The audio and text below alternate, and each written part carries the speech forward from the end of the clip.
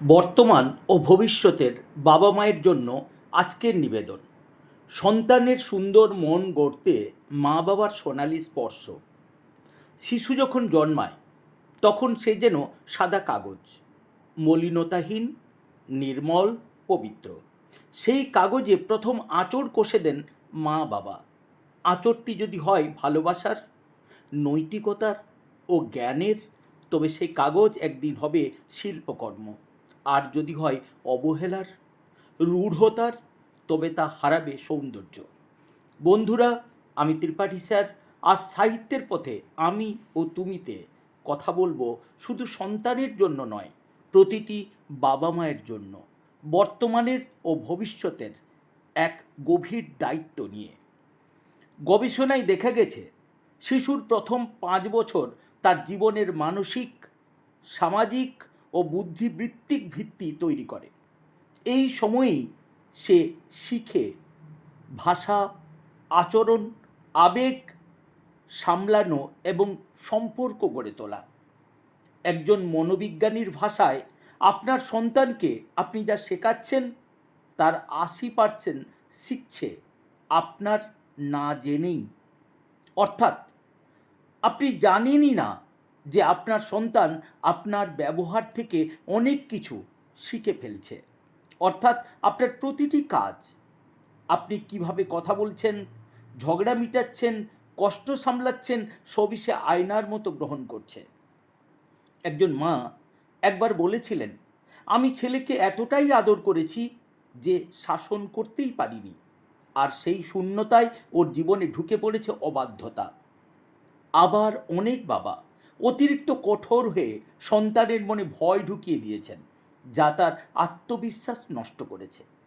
সমাধান? ভালোবাসা ও শৃঙ্খলার ভারসাম্য।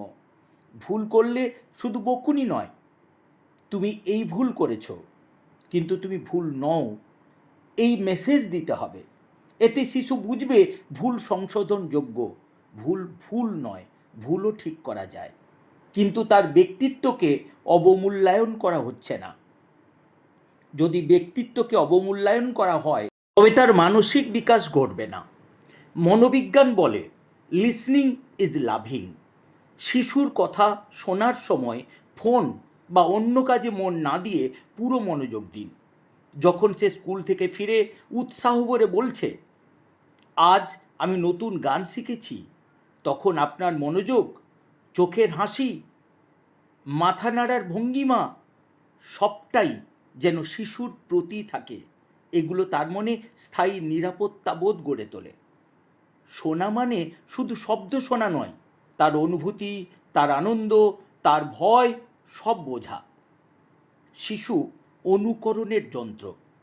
বাবা মা যদি বই পড়েন, সময় মতো কাজ করেন, রাস্তায় বৃদ্ধকে সাহায্য করেন, শিশু তাই শিখবে।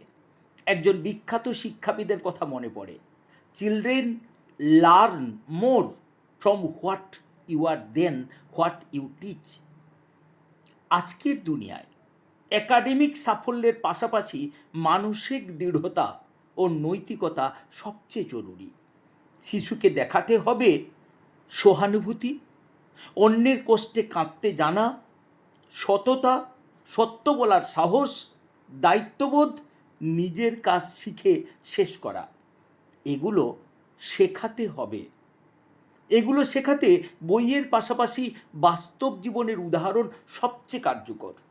আজকের ব্যস্ত জীবনে সময়ই সবচেয়ে মূল্যবান উপহার। আপনার দেওয়া 15 মিনিটের গল্প শোনানো, 20 মিনিটের পার্কে হাঁটা বা একসাথে রান্না করা, এসব মুহূর্ত শিশুর মনে ভালোবাসার ব্যাংক এ জমা হয়, যা সারা জীবন সুদে আসলে ফেরে। আপনার সন্তানের আগমনের আগেই আপনার জীবনধারা, অভ্যাস ও মূল্যবোধ গড়ে তুলুন। যেমন রাগ সামলানোর কৌশল রপ্ত করুন, পরিবারের মধ্যে ইতিবাচক ভাষা ব্যবহার করুন, নিজেকে মানসিকভাবে স্থিতিশীল করুন। কারণ সন্তানের প্রথম শিক্ষক আপনি, বই নয়, অর্থাৎ মা বাবা।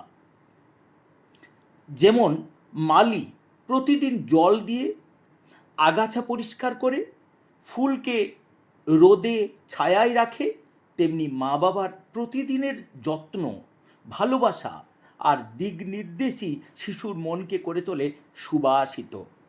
বন্ধুরা, সন্তান শুধু আপনার রক্তের সম্পর্ক নয়, সে আপনার গড়া এক জীবন্ত শিল্পকর্ম, যার ভবিষ্যৎ নির্ভর করছে আপনার আজকের প্রতিটি স্পর্শ, প্রতিটি বাক্য, প্রতিটি দৃষ্টির উপর।